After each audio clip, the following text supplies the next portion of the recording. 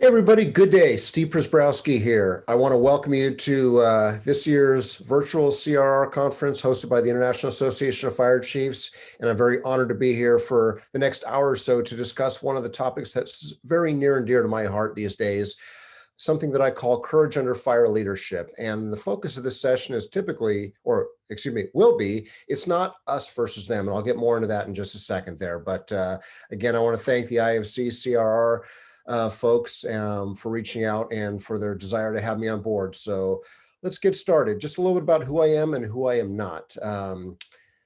Currently, I'm serving as a deputy chief of the Santa Clara County Fire Department. We are on the west side of San Jose. You can see the red dots. Those are our 15 fire stations. We're about 45 minutes south of San Francisco, right about Northern California, give or take. And what I am not is I'm not the guy from California that's telling you what to do. I know it's very easy to come across as maybe preaching or whatever, but again, I'm here to share some, as I'll discuss, best practices, and we'll talk about some current events and so forth, but I'm not that guy that's telling you what to do. I'm here to hopefully give you some suggestions, some ideas, really to be the best that you can be for those that you're fortunate to lead and serve. So just a little bit about our department. We're about 330 plus personnel. We serve 7 different cities and towns, population of about 230,000 plus. We're at one of a handful of internationally accredited departments. And we also serve the city of Cupertino, which is home of Apple Computer, as well as Los Gatos, which is home of Netflix, some notable businesses in today's world. And just a little bit about myself, I started out as a fire explorer almost 30 years ago. Time flies, doesn't it? With the city of Alameda Fire Department, did that for about a year or so. Then I stepped up to be a student firefighter, again, a voluntary position through the Oakland Fire Department, where I had a chance to be a part of a fire company, an engine company, a truck company, and pretty much work a full-time schedule for free and get valuable experience. So again, we all got to start out somewhere and definitely not forget where we came from.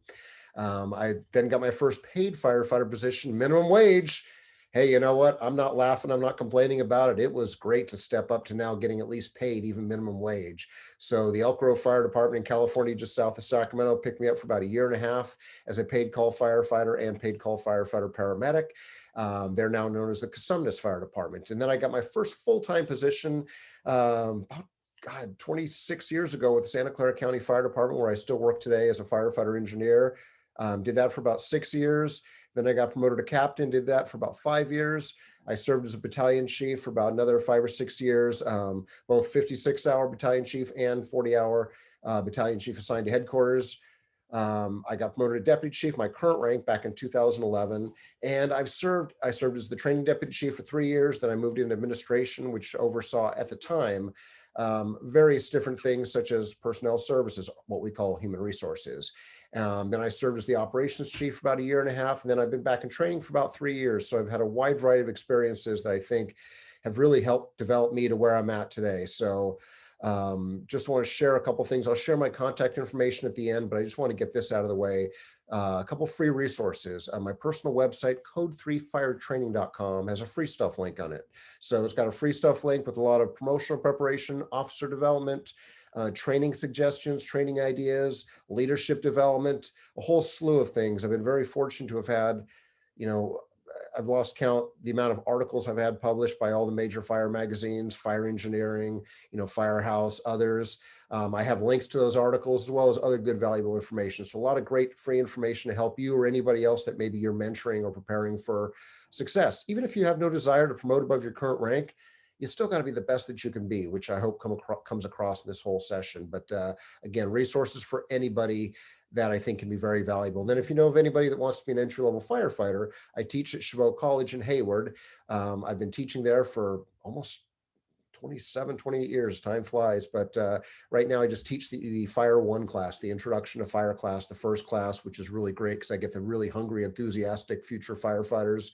And it really is nice to be able to see people in that position that I look back to 30 years ago. Wow, that was me. So anyway, if you know of anyone who wants to be a firefighter, chabotfire.com is a free stuff link as well to a lot of good information. It doesn't matter what part of the country you're in, I think valuable info. So a couple of the resources I want to offer. I was able to self-publish 3 books before this year. I'll get to that in a second, but I've got 2 firefighter career preparation books, the Future Firefighters Preparation Guide, as well as Reach for the Firefighter Badge. And then also a promotional preparation book, How to Excel at Fire Department Promotional Exams, all available off my website, code3firetrain.com, or as ebooks off iTunes or Amazon, any of those resources. And the one I'm really most proud of is what just came out from Fire Engineering Books and Videos. So my fourth book just was released earlier this year from Fire Engineering Books and Videos, titled 101 Tips to Ace Your Promotional Exam. It's available off their website, fireengineeringbooks.com, as well as mine. There's a 25% off code that you can use by using the coupon code 101 tips at checkout. It should work. If it doesn't work, let me know and I'll work something out with you. But this is not just a promotional preparation book. It's a leadership book. I have Paul Combs, who does all the artwork for FDIC. Paul let me use a lot of his artwork to tie home points, so it really helps the flow of the 101 tips that I'm talking about. But I've also got many of today's fire service leaders as well, 37, if I remember correctly, fire service leaders: Billy Goldfeder, Dennis Rubin, Jared Sergey, Mike Daly, John Dixon, John Haywick, some names some you may not know.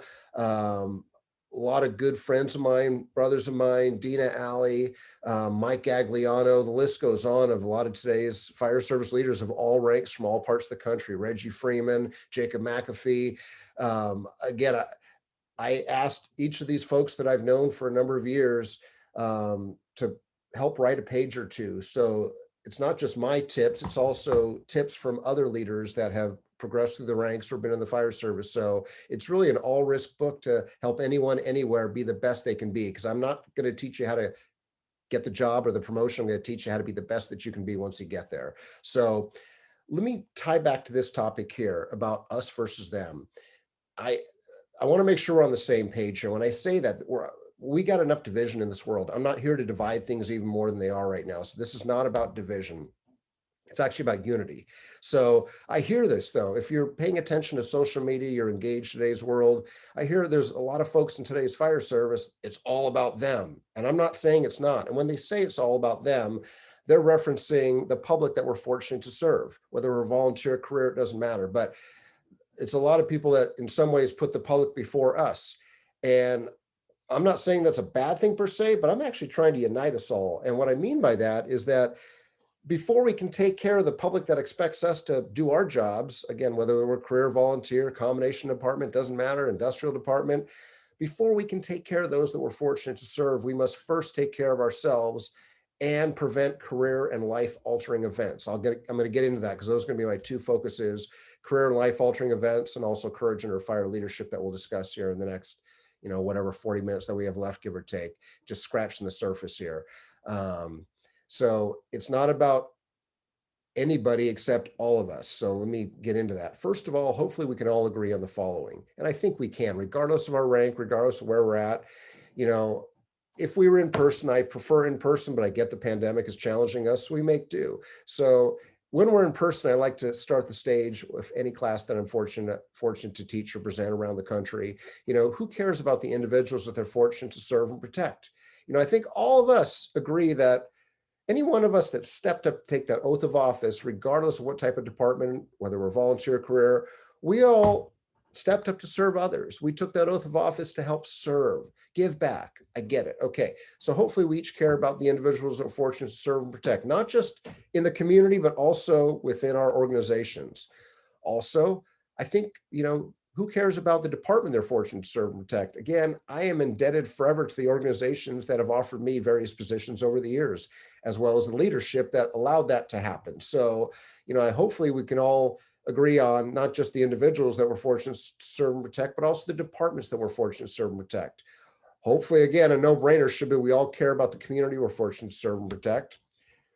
We're all caring about, in the bigger picture, the industry itself, not just nationwide, but worldwide, the fire and emergency services that we're fortunate to be a part of, as well as ultimately our families who will be here after the job ends. Again, whether you're career, volunteer, doesn't matter. And I say that because our fire chief, Tony Bowden, always shares this with new recruits.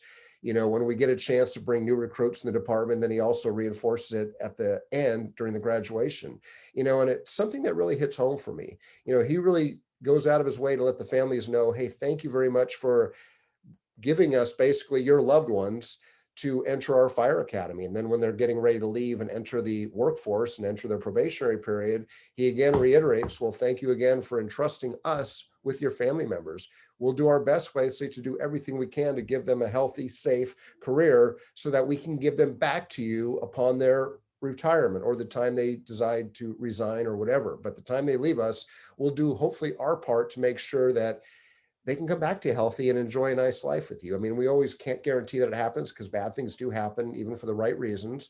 But again, we got to do our part to take care of our own folks, because if we don't take care of our own folks, how do we expect them to take care of those that are calling us for service in their worst moment? So that's what we're here about. Because if we answered yes to the previous 5, everything we discussed today should be a no-brainer. So my mission, I'm here to hopefully suggest some best practices, some nuggets, provide some resources for leadership, team building, and then ultimately keeping you or a brother or sister from a career or life-altering event. And you may think, well, I'm just a chief. I maybe am, and again, don't take that negatively or in a condescending way. It's easy to say, well, I'm just maybe the fire marshal. I just deal with the fire prevention. I don't deal with the whole department. Well, you do it directly and indirectly. But anyway, I don't care what rank we are, whether we're the fire chief, a assistant, deputy, division, battalion chief, company officer, fellow firefighter. We all have an obligation to make sure that we're good leaders, good followers, that we play nicely in the sandbox with our team members, do our best for team building, and more importantly, keep our brothers and sisters above us, below us, at the same ranks from career or life-altering events. Let's just leave it at there. So I'll get more into career life-altering events in a little bit. So that was my mission. Your mission, hopefully take at least one good nugget and put it to good use.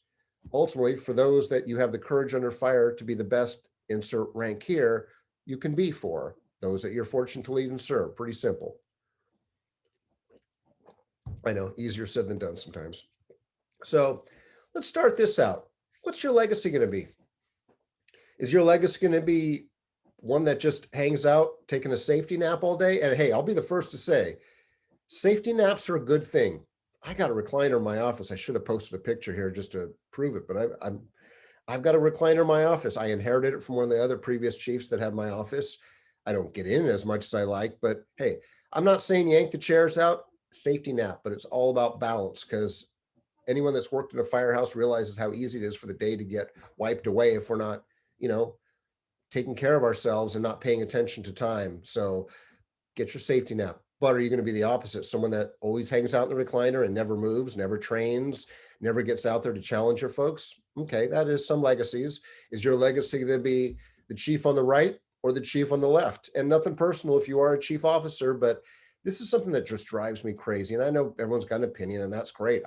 You're entitled to your opinion. I'm going to share mine, whether you agree or disagree.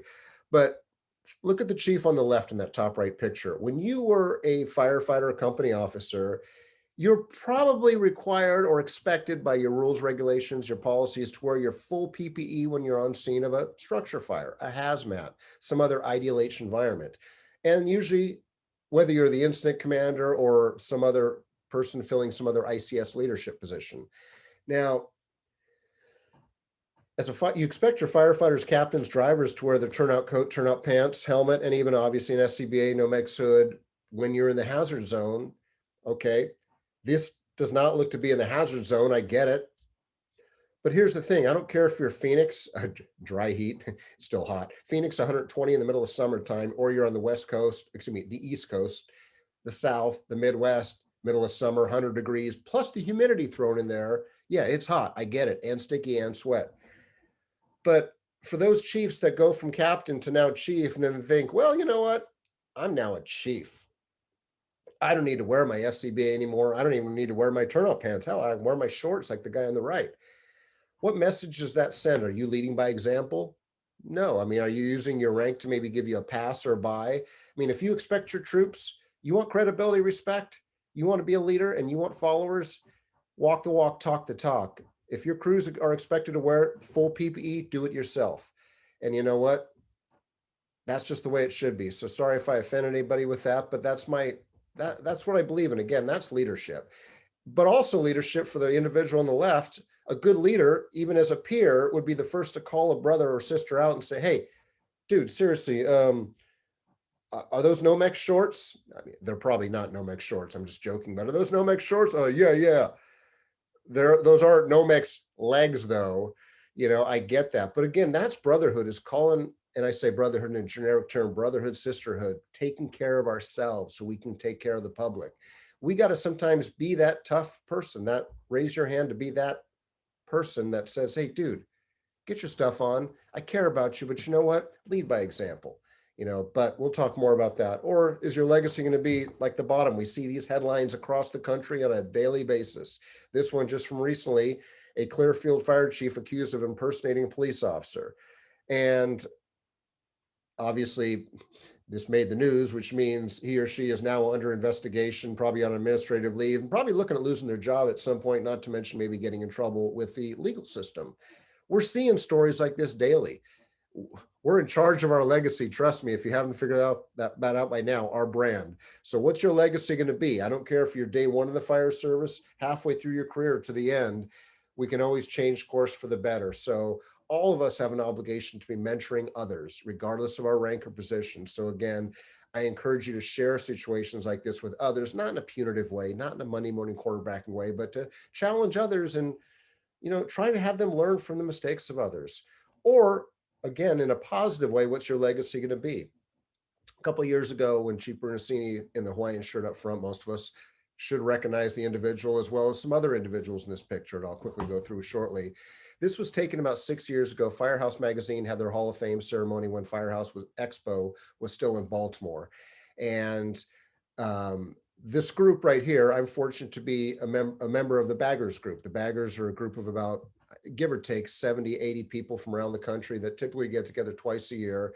Chief Prziborowski, when he was still alive, I can't remember how long, and I can't remember the exact history. He was one of the founding fathers. He didn't create it himself, but a number of years ago, he was part of a group of folks that helped get some tread, I guess, or some momentum going for a group called the Baggers, which gets together and discusses fire service best practices, or as like Bruno used to say, God rest his soul, the conscience of the fire service. So again, I'm on the far left. You got Dr. Burt Clark behind me, Shane Ray next to me there, Chief Mark Nugent behind him in the yellow shirt, Chief Otto Huber there in the blue shirt, Vicky Pritchett right next to Chief Bernasini, and then Tim Sendelbach in the suit in the front. In the back, got Joe Starnes, Chief Starnes out of North Carolina, and then Dr. Brian Crandall in the back out of Montana, and then Kevin Conant, retired BC from San Jose Fire, next door to us here. Each of these individuals, now you may not recognize all their names or faces, or you may.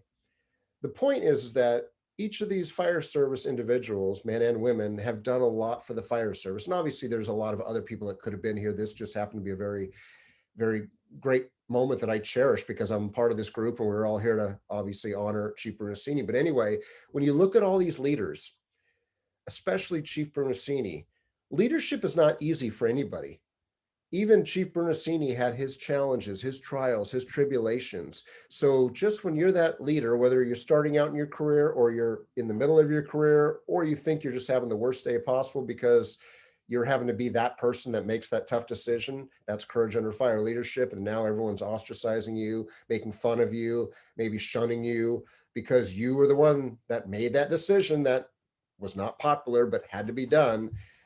You can look at people like these folks, there's many others out there, but these folks, and say, you know what, leadership did not come easy for any of them. So just when you think you're the one that's going through a tough time, realize everybody goes through tough times as a leader, assuming they're stepping up to do their job. Now, if you just want to be the person that sits in the recliner all day and not act as a leader, and here's the thing, all ranks have leadership ability and potential. It's not just the collar brass, not just the badge. All ranks, we all realize that, I'm hoping, have leadership potential, but a lot choose not to use it, especially those in leadership positions, but especially those in maybe non-leadership rank positions. Yeah, firefighters, engineers, you can be and should be leaders. So back to this, when you think that you're taking some bullets for doing the right thing and trying to maybe change things for the better, stop inappropriate behavior, move the department where it needs to be, stop maybe harassment, bullying, hazing, whatever it is, you're going to be the outcast for a while. But each one of these individuals, given their certain causes and passions, have taken bullets over the years, but guess what their key is? They don't give up. They're resilient. They keep fighting the good fight. Yeah, some days it's one step forward, two steps back. Some days one step forward, three steps back. Some days it may seem like, hey, 5 steps forward, and then next day, 10 steps back. But the key is resilience, tenacity, persistence. That's leadership. So what's your legacy going to be? So leave it at that. So key areas I want to touch on that I touched on earlier. The 2 areas I want to touch on today, as I've sort of wet the whistle on, I guess, courage under fire leadership, something that's very passionate to me because I think it really takes courage to raise your hand and be a good leader in today's world, not just the fire service, the world. And number 2, preventing life and career altering events, both of which contain current and fire service issues facing the fire service. So let's talk a little bit about courage under fire leadership. In a perfect world, if we were in front of others and if we had a chance to even be interactive, but this is obviously pre-taped, the question I always like to ask is, why does it take courage to be a great leader in today's world, especially the fire service? Well, I've mentioned a lot of these reasons. It's easy to be the person that sits back in the recliner sniper, as I used to be guilty of on occasion as a firefighter, engineer, or captain even. I was guilty of being a recliner sniper. I'll admit it. It's easy to second guess. It's easy to point fingers. It's easy to say, well, I was the fire chief, or I was the training chief, or the operations chief, or the battalion chief, or the captain, I would do it this way. Yeah, easy to say that until you're in the position and say, oh, maybe I didn't realize how easy it was because I didn't have the perspective of that person. Yeah, it's easy when you've never been in that position to say, well, I would do this. But until you're in that position, you realize, there's more things I got to take into account now. There's more stakeholders. There's more impacts for whatever I decide. So it takes courage to be a leader because very few, even when they're expected to be leaders, meaning expected because they're in the positions, very few have the courage to raise their hand when needed. It's easy to make the popular decisions, but it sure is not easy when you got to make the unpopular decisions. And the higher up the organizational chart you go, the more stakeholders that you have at risk. I mean, as a company officer, when you're maybe supervising 1, 2, or 3 people, yeah, what's the worst case scenario? You piss off 1, 2, or 3 people with your decision. Now you're the fire chief or a training chief, a deputy chief. You've got double digits, if not triple digits, if not thousands of members, depending on the size of your department. And again, if you can make 50.1% of the people happy with your decision, you're doing awesome. Very, very few times are you going to make 50.1% happy. And happy, I know, is relevant, but it takes courage to be a great leader.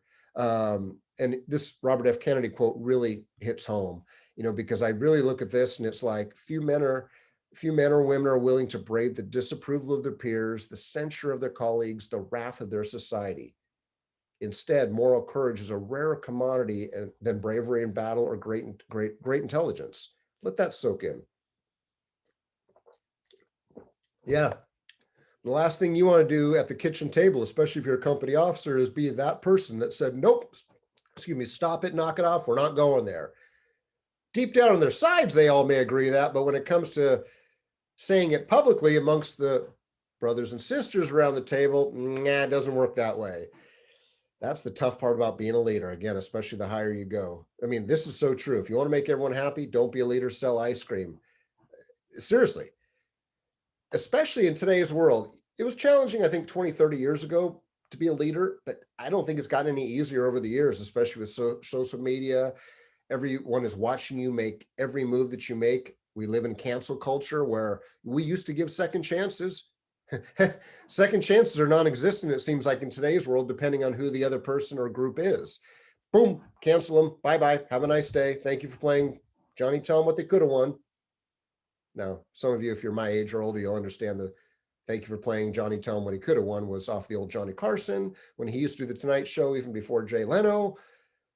And then you still may go, what are you talking about? That's okay. GTS, Google that stuff. But more seriously, though, that is so true in today's world. I was guilty. This is a new captain some 20 years ago. I wanted to make people happy, but I realized, no, you're not going to make people happy because everyone makes themselves happy or miserable. We wake up in the morning, we have a choice. Is the glass half full or half empty?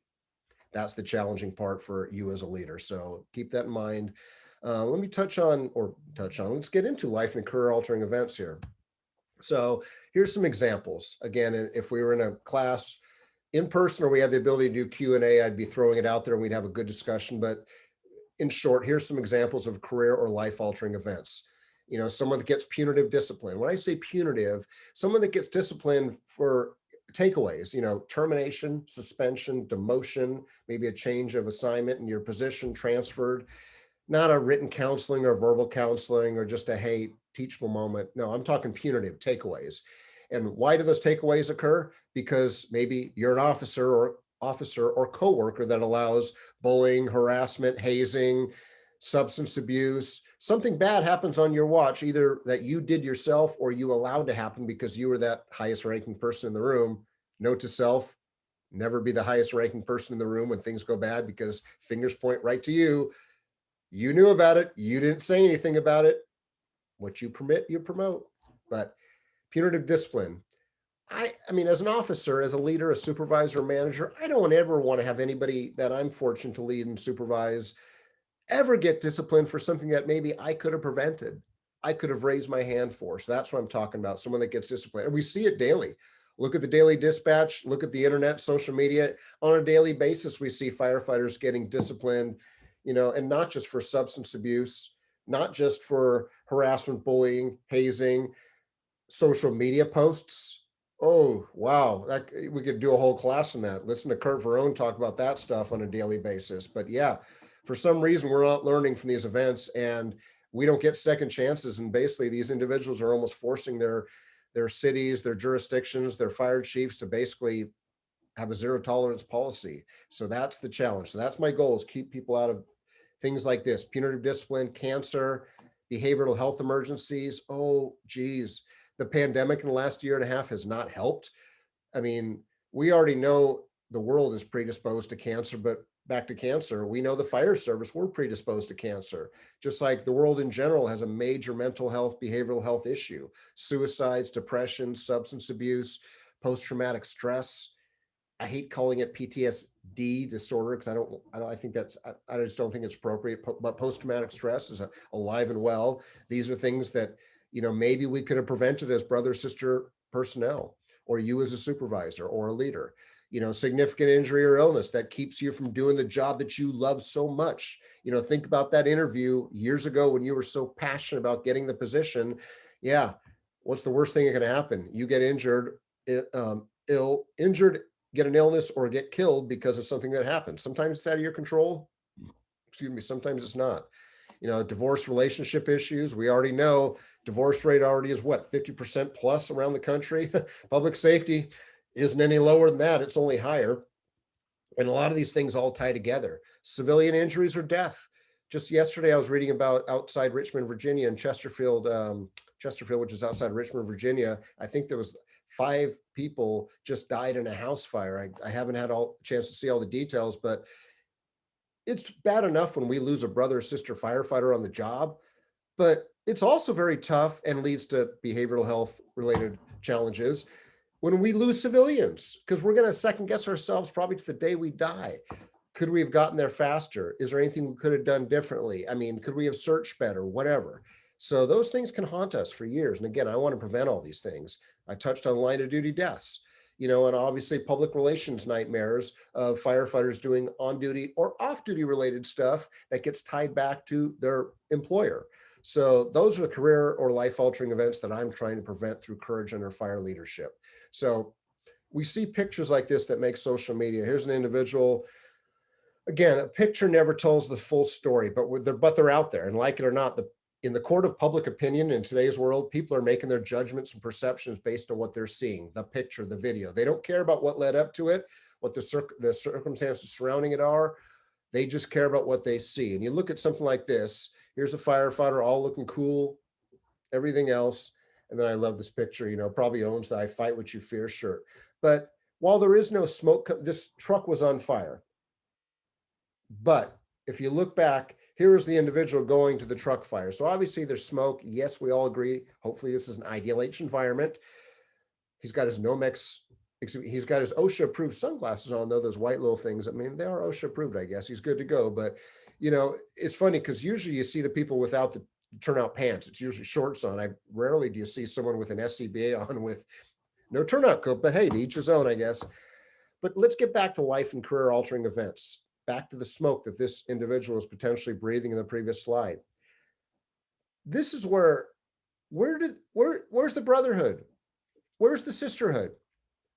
Where's the teammate? If we truly are caring about each of our teammates and caring so they go home to their families at the end of their careers, why don't we have the courage to raise our hand and say, hey, dude, here, I'll hold the jaws of life for you for a second, or I'll hold the nozzle. Get your turnout coat on, get your mask on, get your helmet on.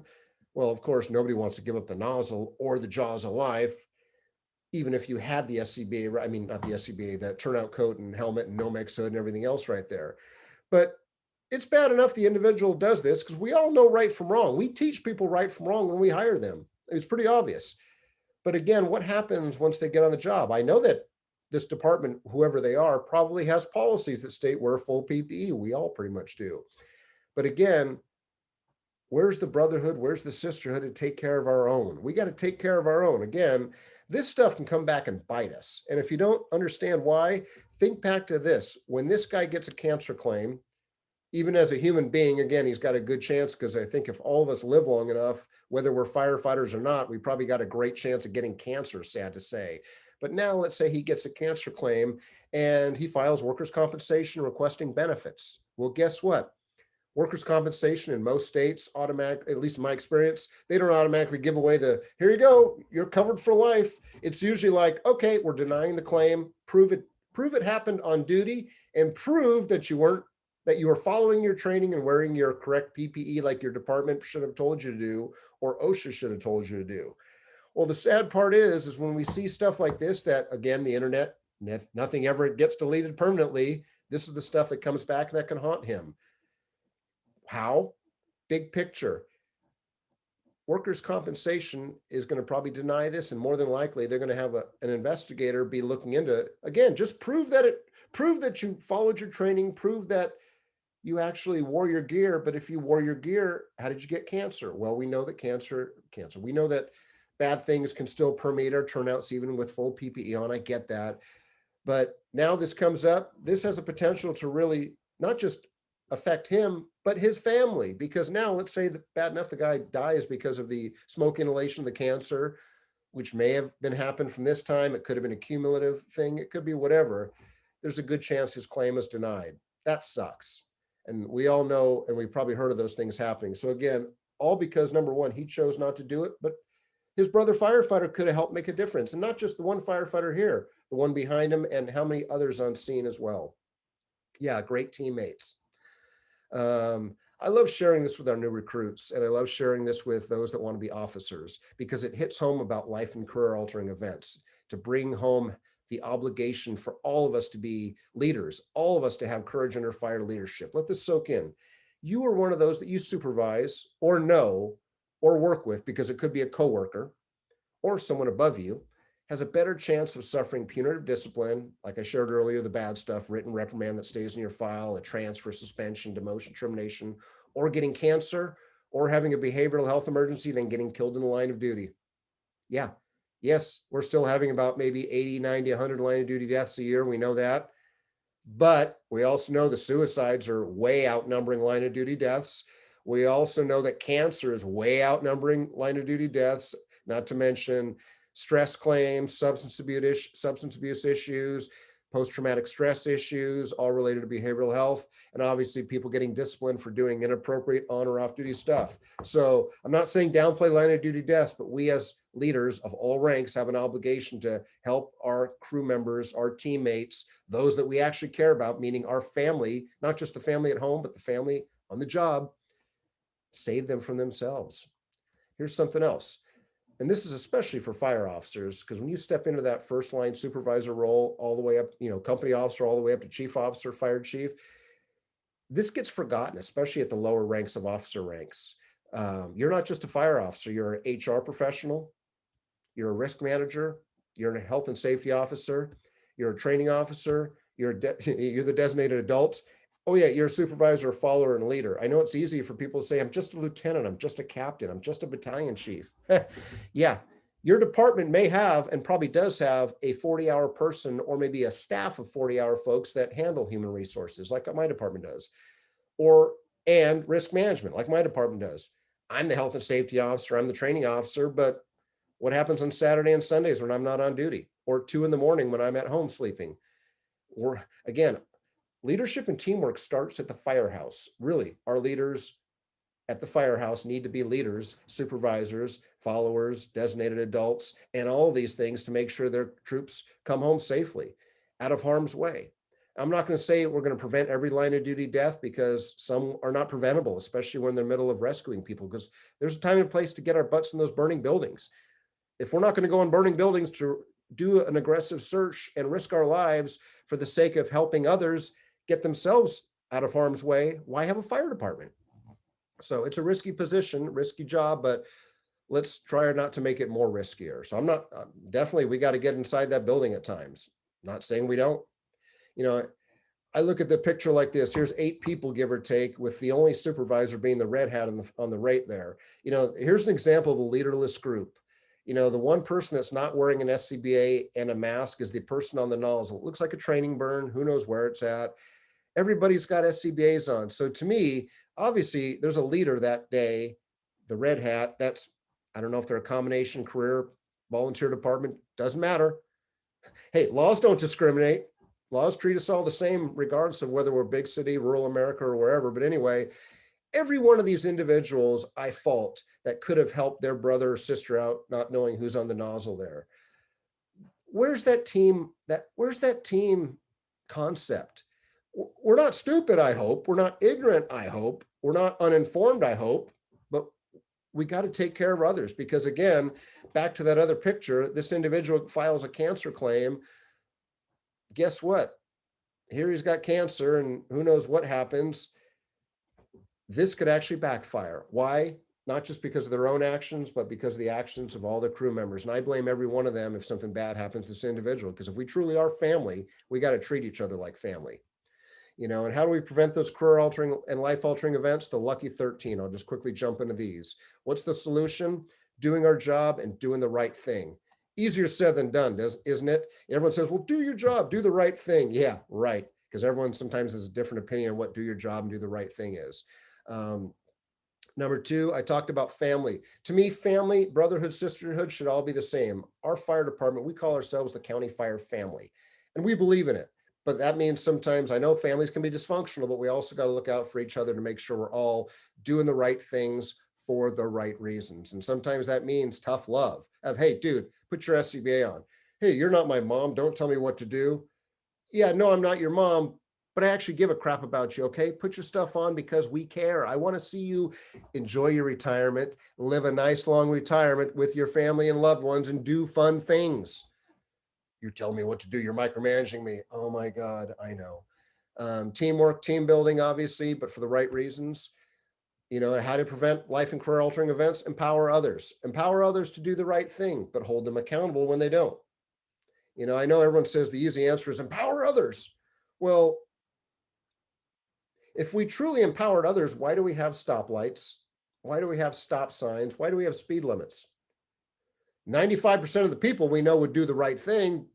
And I hate to say we have to enact laws for the 5%, but that's the reality in today's world, because if there was none of those laws, the 5%, give or take, would be the ones that, well, there was no speed limit. So who says I couldn't drive 155 in a 35 zone in a school in the middle of the daytime when it's raining? I get it. Empower others, but you still can't just blindly lead. You know, prompt others for success. The one individual I shared in one of the previous photos, Kevin Conant, retired from San Jose Fire, he got me into this term. This was from one of the retired San Jose division chiefs, I think was Jim Voyer.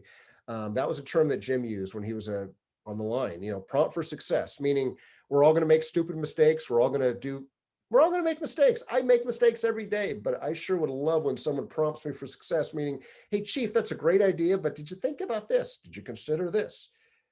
In a non-threatening, non-accusatory, tactful, respectful way. You know, hey, you know, it's one thing to prompt for success. It's another thing, though, to have to be able to, hey, thank you for that suggestion. I appreciate it. I've already thought about it, but I think we're good to go because I think we're okay to do this. Okay, hey, thanks. That reinforces positive behavior versus when someone says, hey, I think that building's unsafe, and you are the officer that goes, hey, shut up, kid. Don't tell me what to do. Remember, one mouth, two ears for a reason. I'm the captain. You're just the firefighter. I've been on the job 30 years. You're just the rookie. I've seen more fires than years you've been alive, kid.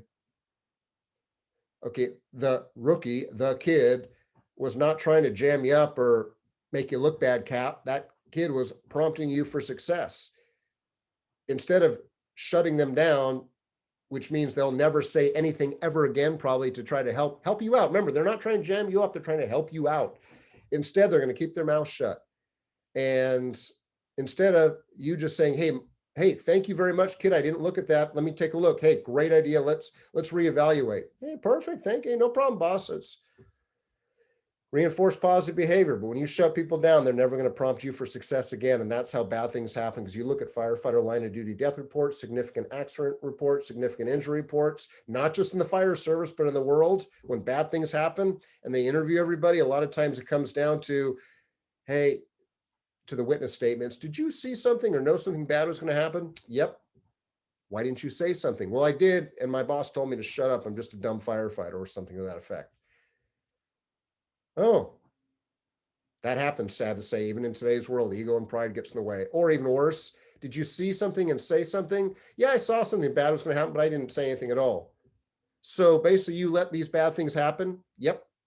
Why? Because the last time I did that, and the last time I told my captain that I thought it was unsafe, he told me to shut my mouth up. I'm just a dumb firefighter. And you know what? I'm not going to say anything anymore. That's the culture. And that's the sad part, that that culture exists. And sometimes it exists because of the leader, their capabilities, competencies, ego, pride, whatever. Please don't let that happen to you, because it happens to all of us at some point. And if you don't believe me, all of us at some point, think about this. When's the last time you're driving down the road and your significant other tells you, hey, slow down a little bit. There's a cop around the corner. Is your first response, why, thank you, dear. I appreciate the prompt for success. Yeah, right. Think about how many relationships have probably been damaged because of situations like that. So some other ways to help keep people from life and career altering events, mentoring and succession planning. I can't say it enough. Planning. All of us have an obligation to train our replacements, help prepare others for the position. Even if you're just a firefighter, and there's nothing wrong with that, be the best darn firefighter you can be to help train others to be the best they can be. We all have a duty for that. Succession planning is not a binder on the shelf. It's what we do personally to help prepare others, inspire others, motivate others. It's all about teachable moments. I'm not about hammering people. I'm not about punitive discipline. I mean, sometimes you have to maybe suspend people, terminate people, because of their actions, especially if they don't hold themselves accountable. But hopefully a lot of times people fall on the sword. Hey, boss, I made a mistake. I screwed up. I'll never do that again. And it wasn't critical, wasn't life-threatening. What else do you got to say? Hey, they're holding themselves accountable. Okay, sounds good. I appreciate you taking responsibility. We'll chalk it up as a teachable moment. Now, if they do the same thing again, time to raise the ante in the progressive discipline chain. But teachable moments, you would hope, would solve most problems.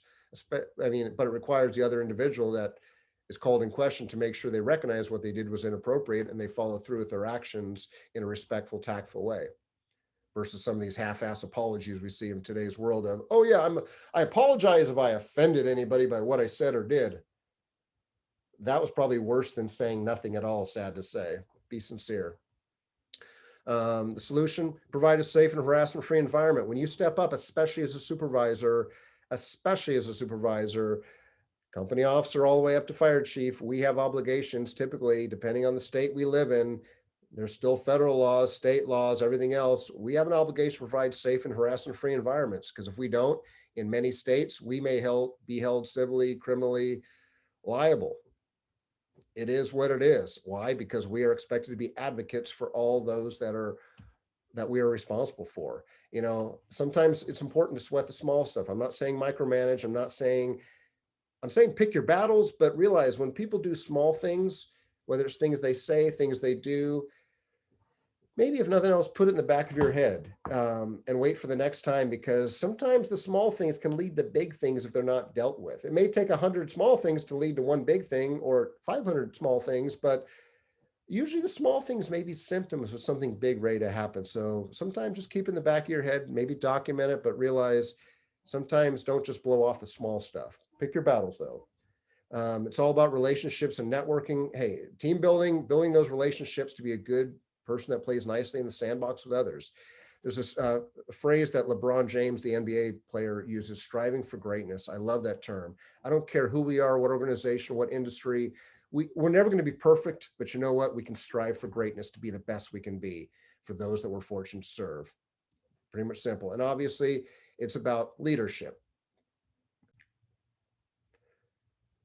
All right, one of the things as we start winding down here that I quickly want to touch on is, again, we could talk about this topic for hours. I'm so passionate about it. And I'm passionate about it not to, again, jam people up or make fun of people or Monday morning quarterback things. I'm actually here to try to help people, help the 5% of the population that gets themselves in trouble or does things not necessarily on purpose, but that harms others. So what it comes down to is when in doubt, it's better to do the right thing.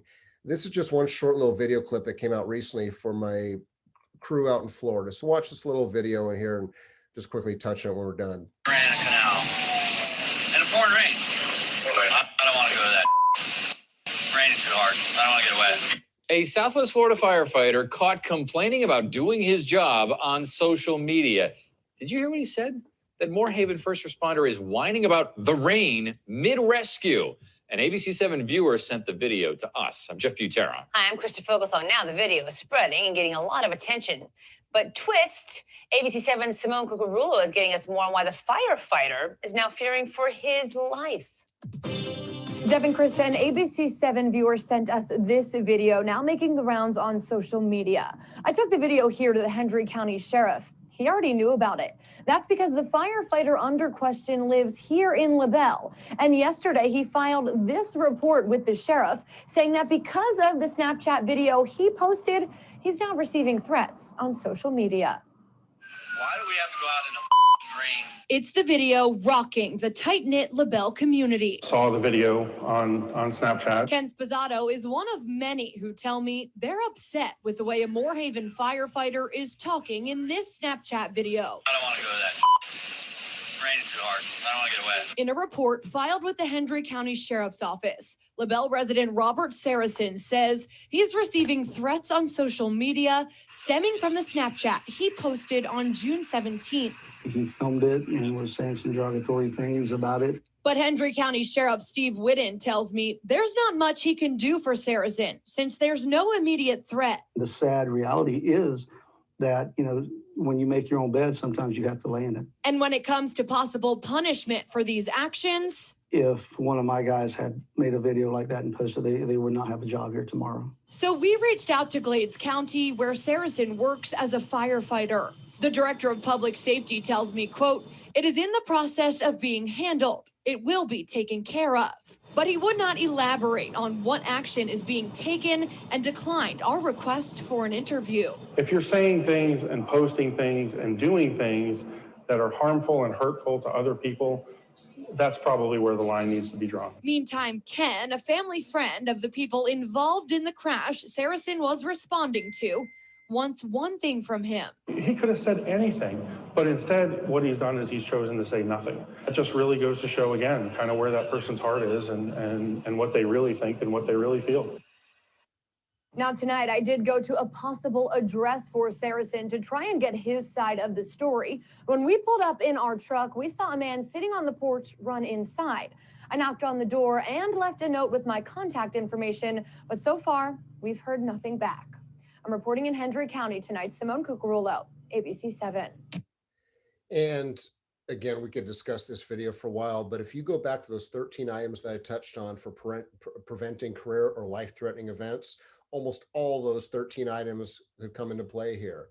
Obviously, that happened in a fire engine. I don't know how many people were in that engine company or that apparatus that was responding, but there was at least two. More than likely, it was probably 3 people, give or take. Where was the leadership in that crew? Where was the teamwork? Where was that courage under fire for that one person? Could be a lower ranking person, a higher ranking person, same ranking person, say, dude, knock it off. That ain't appropriate. I mean, in today's world, think about it. It's bad enough that we're filming things, but posting it on social media. I mean, I don't know if that department has policies about that is acceptable or not. You don't need policies, but think back to those 13 items, doing the right thing, doing things right. Where's the mentoring? Where's the striving for greatness? How would you like that if that was your crew coming to save one of your loved ones? When people do things like that, and this is one example that we're seeing almost on a daily basis from around the country, when you do something like this at the firehouse level, you're tying the hands of your bosses. I always like to use a phrase, if you want your boss to go to bat for you, which you should want your boss to go to bat for you, especially when times are tough to help you out, you got to give them bullets for their gun. Meaning, how do you give your boss bullets for the gun? Doing the right thing, doing things right, doing things in the best interest of the customers, those that we're fortunate to serve, basically doing everything that's the right thing to do. You've basically just forced your boss's hand, and in this case, the fire chief doesn't really have a lot of options, because if he or she gets up there saying, well, this is just firefighters being firefighters, that fire chief's going to be out of a job pretty quickly, I would venture. So if you want that support from your leadership at any rank, you've got to give it in return. You've got to be a great follower, and you've got to ultimately do what's in the best interest of the community. I mean, again, we could talk about this for hours, but I don't want anyone to line up, be in a position like this, because obviously this is going to be a career altering, if not life altering event for this individual. And if not both, because if you lose your career, it affects your life. And it's not just for the individual. It could be the other crew members maybe getting disciplined too. We don't know that yet. But again, all for what? Because we're whining and complaining about going out in the rain. I get it. We've all been there at some point, especially at 3 a.m. in worst of weather, but there's cameras on us at all times. You never know who's listening. Even when you're in the comfort of your own cab, you never know. You never truly have a circle of trust. I hate to say it. So ultimately, hey, if you don't have the courage under fire to lead, if you don't be a recliner sniper. Like I said, I was guilty of that. Don't be a recliner sniper. I know a lot of people I had a wise mentor when I was a firefighter. When I was complaining about things going on above, the wise mentor goes, hey, how'd you do in the last Chief's test? And I go, Chief's test? I looked at him like he was an idiot. He goes, oh, I'm sorry. How'd you do in the last captain's test? I go, I haven't taken the captain's test. That's a couple months from now. He goes, right. He goes, you've never walked in the captain's shoes. You've never walked in my shoes as a battalion chief. You've never been a fire chief. What gives you the right to start basically telling us how you would do things? You've never walked in our shoes. You don't have a perspective. So you know what? Don't be a recliner sniper. He goes, I've been in your shoes, but you haven't been in mine. I know that's harsh for some to hear, but it really hit home. I'm glad he did that to me, because it's like, yeah, he goes, so you know what? If you think you can do a better job, promote. And you'll probably realize you probably can't do a better job, or at least how tough the job is. Yeah, easier said than done. So ultimately, when I finish up presentations, I like to pay tribute. We lost Captain Mark McCormick back in February 13th of 2005. He was electrocuted at a defensive structure fire just about a mile or so from my house down the road down here. Very tragic day. Our first line of duty death in 70 some years. Well, we came into existence in 1947, but this hit us hard, as it should. I don't want this to happen to anybody. And this is just one example of a career or life altering event. Obviously, this is like one of the worst, if not the worst. But again, we need to learn from all those types of events, not just line of duty deaths, but people getting disciplined, people getting in trouble, people getting cancer, people making their department look bad. We got to learn from this stuff to make things better, so we don't let ourselves or our crew members have the same things happen to them. So love you, Mac. Love you, bro. But let's learn from these things. Instead, let things like this happen on your watch. This was a girl in one of our communities that came during the holiday times, obviously pre-pandemic, no masks, and annually does a toy drive to basically, she gathers toys for people that need toys. So she came by the station. It was a photo op moment. This is what we're here for. Not just the little girl like that we could be helping out in some form or fashion if her house is on fire or she has a medical emergency. Obviously, we're in this together. It's not us versus them, and obviously we have to first, though, take care of our crews so we can return the favor, meaning return the favor. If we take care of our crews, hopefully our crews will do their best to take care of the public there. So taking care of our crews, making sure that everyone's doing the right thing. And especially this picture, you may not notice it, but it's a driver with an SCBA on. I remember pulling up to this without getting into a long story. I came up to this fire and I go, I've never seen a driver in SCBA. It's rare. And I remember talking to the captain afterward when things calmed down. And she goes, what are you talking about, Chief? She goes, I did my 360. We couldn't move the fire engine. I ordered my driver to get a bottle on because the smoke had drifted and we couldn't move the engine because everyone else parked around us, but I knew it was going to be a smoky environment. She goes, I ordered her to get her bottle on. And yeah, I want her to be safe and healthy, but we got to do our job too. And I'm like, wow. But again, we got to take care of our crews so they take care of the public. It works both ways. Because if you got bad morale, you got disenfranchised folks, it's going to show when the bell goes off. So ultimately, take care, be safe, keep the faith and remain committed to our mission. Do the best you can with what you have to work with. And most importantly, it's not us versus them. It's we're all in this together. So here's my contact information. Feel free to reach out, my social media footprint. Feel free to connect with me. I'm a resource. For those of you that'll be at Fire Rescue International in Charlotte in July, look forward to seeing you out there. I'll be presenting a session in the company officer leadership, the Coles One program, as well as the Chief One program. So good luck, everybody. Be safe. Thank you for the gift of your time. And if I can ever be of assistance, please don't hesitate to reach out.